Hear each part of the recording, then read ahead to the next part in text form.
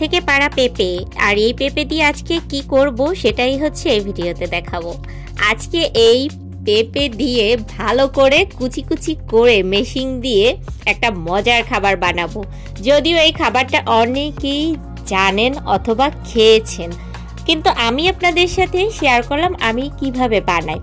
এখানে হচ্ছে আমি ভালো করে হচ্ছে কুচি কুচি করে নিয়েছি পেঁপেগুলা, একদম পুরো এরকম ভাবে কুচি করে নেবেন।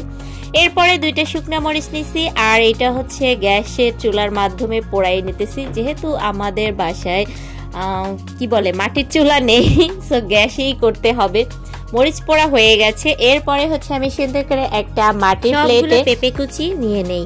তারপরে ওই যে শুকনা মরিচ নিয়েছিলাম ওই শুকনা মরিচগুলোই হচ্ছে দিয়ে দিচ্ছি। লবণ দিয়ে ভালো করে শুকনা মরিচগুলোকে একদম পুরো হাত দিয়ে চেপে চেপে পুরো গুঁড়া গুঁড়া করে নিতে হবে।